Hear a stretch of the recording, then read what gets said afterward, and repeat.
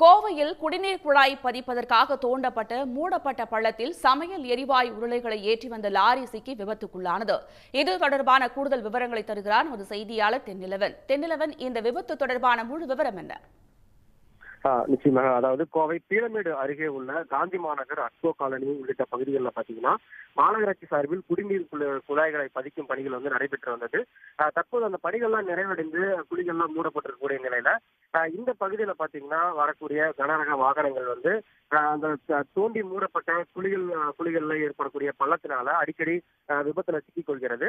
இந்த நிலையில் சரியாக ஒரு 1.5 மணி நேரத்துக்கு முன்னால் பாத்தீங்கன்னா சமையல் எரிவாயு உருளைகளை ஏற்றி வந்த லாரி ஒன்று இங்க இருக்கக்கூடிய அந்த அக்போ காலனி பகுதியில குடிநீர் குழாய்க்காக தோண்டப்பட்ட அந்த பள்ளத்துல லாரியானது ஒரு பக்கம் இறங்கி இருக்கிறது. இதன் காரணமாக கிட்டத்தட்ட 1 மணி நேரத்திற்கு மேலாக இந்த பகுதியில போக்குவரத்து பாதிப்பானது ஏற்பட்டிருக்கிறது. ஏற்கனவே இந்த பகுதியில் இருக்கக்கூடிய மக்கள் கூறும்போது பாத்தீங்கன்னா இங்க குடிநீர் குழாய்க்காக தோண்டப்படும் பள்ளங்கள் முறையாக மூடப்படுவதில்லை அப்படின்ற ஒரு குற்றச்சாட்டு வச்சிருக்காங்க.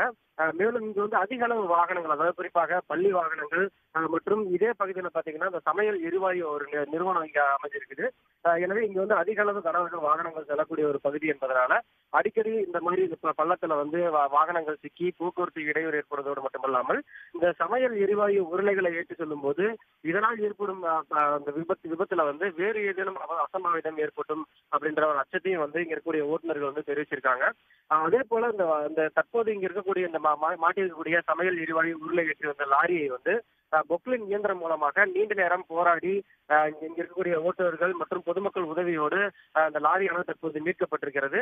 கிட்டத்தட்ட 1.5 மணி நேரத்துக்கு மேலாக போக்குவரத்து பாதிப்பு ஏற்பட்டிருக்கூடிய சில நிலையில இங்க தோண்டப்பட்டு மூடிக்கக்கூடிய அந்த பள்ளங்களை முறையாக மூடி தார் சாலைகளை அமைத்து சீரமைக்க வேண்டும் அப்படின்ற கோரிக்கையை இங்க இருக்கக்கூடிய பொதுமக்கள் வச்சிருக்காங்க. தகவல்களுக்கு நன்றி தென்னிலவன். உடனுக்குடன் செய்திகளை தெரிந்து கொள்ள சன் நியூஸ் பெல் ஐகானை கிளிக் பண்ணுங்க.